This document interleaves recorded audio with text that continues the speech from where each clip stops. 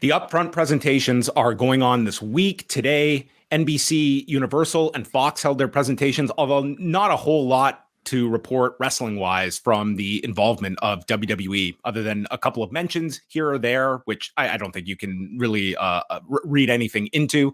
The big one is Wednesday with Warner Brothers Discovery and the fact we know that we are getting the big announcement from AEW.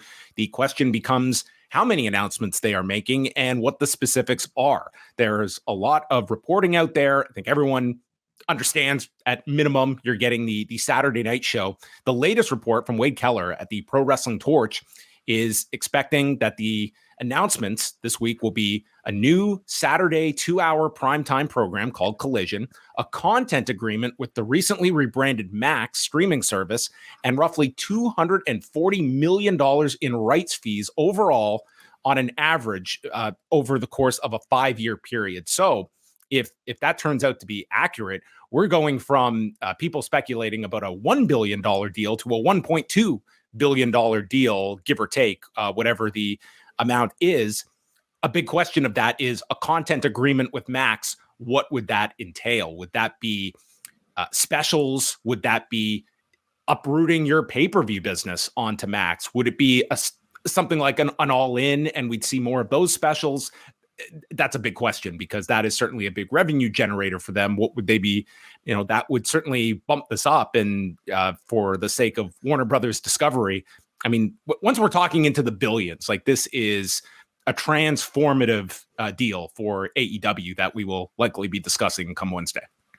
Yeah, 5.5x increase if this, report from Keller is true. I mean, I feel like that's over a lot of people's estimates on what they would be getting, and I think is really great for professional wrestling if that is the case. At that point, you no longer really, I mean, even at this point, I don't think you could really say, is there really a second competitor? Is there really a competitor to the WWE? The answer has been yes. And if this deal goes through, then the answer is more than just a yes. It's a firm establishing of a competitor to the WWE, and it's great for everybody. If so, it then becomes the second biggest wrestling company in history at this point. If we are looking at this deal, it is unchecked profitability for this company. It is a long-term commitment. It is, like, quite honestly, I think even the grandest skeptic, well, maybe I won't say the largest skeptic of AEW, but the moderate skeptic of AEW, this company was not going away. I think I think they're on enough solid ground that they were not going to go away here. But this was a major one for them to take that leap forward of, are they making money? Are they not making money? And this would take them, like, when we're going from 44 million to 240 million a year, in that range, like, that is just, it's another level of security. And most importantly, for talent, of an undeniable option that you will always have when your deal comes due, that they will have the ability to go after major names and hopefully drive up the floor for a lot of these big performers. I believe, like, Brandon on WrestleNomics this week said something to the effect of he believes that AEW up until this point has been operating at a loss. And if a deal like this goes through, then you would hope that it means that the company is now actually profitable. And when the company is profitable, I mean, I don't think AEW is going to be going away, but certainly now this would mitigate any sort of reason for, I guess, significant cutback, and in fact will pave the way for expansion.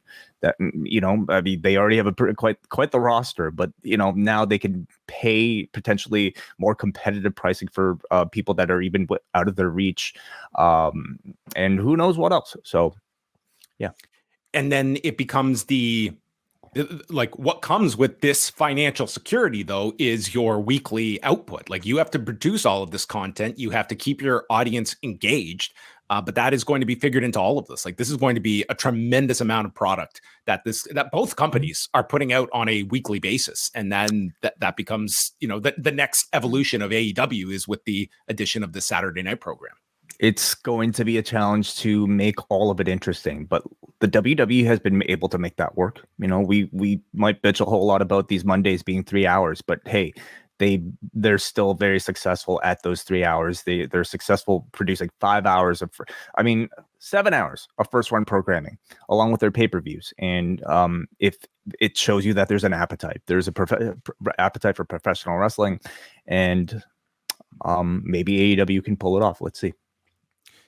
Do you expect to see any AEW appearances at the upfronts? Well, what's really interesting is I actually just kind of Googled Warner Brothers Discovery, and I just found this Variety article that says that Warner Brothers Discovery asked talent not to appear in person at upfronts amid writer's strike. Now, I don't know if that would include professional wrestlers or not, but it would be a little unusual maybe to not have any actors but professional writers. Well, today at the NBCU upfronts, yeah, they aired stuff that had been taped prior to the writers' strike. They had they just got around it it is this giant cloud that is over the upfronts this week, where it is these extravagant presentations where they are courting advertiser dollars amid picket lines outside. And so it's for the safety of the talent, I guess, is part of the reasoning. Well, it's also, you're also running into where the Directors Guild and the Screen Actors Guild, they themselves could end up, joining the writers in several weeks. So politically, to not put actors in an uncomfortable situation as well, I guess. It's also very interesting that, and typically WWE would send talent to these, and I'm not aware of anyone appearing at the ones today, and it might be completely disconnected, but it was interesting that Nick Khan did not take some passive stance on the writers' strike recently on the investors call. Said they solidly support the writers. They took a public stance on that side of things, even though they don't hire. Even though their writers are not part of the guild, even though their talent are not part of a Screen Actors Guild, but they are supporting the union. It seems like at least Nick Khan was publicly. I guess it just seems like it's the politically fan-friendly thing to say.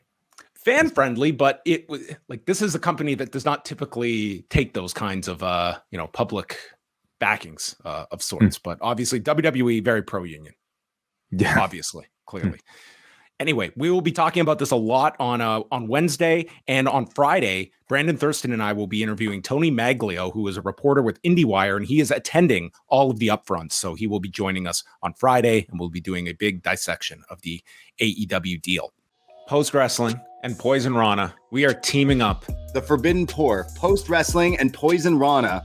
The same day, if for anyone traveling in for Forbidden Door, we will be literally steps away from the Scotiabank Arena. It is right next door. It is attached to the arena. We're going to have a pre-party. John and Wei, you guys are going to do a podcast before the show, but it's afterwards that the after party is where things are really going to kick off, because we're going to do some wrestling karaoke. And it's already been promised that a Mr. John Pollock is going to sing All In by Downstate. Yeah, he agreed. It was in the contract. Karaoke. We've been throwing a few parties before, but nothing this big, nothing this huge. This is our double or nothing, really, and we're so excited. This is going to be a blast. If you're thinking about Forbidden Door weekend, now is your chance, because tickets are available now, aren't they, Wei? Yes, they are right now. Postwrestling.com/live. I'm super excited.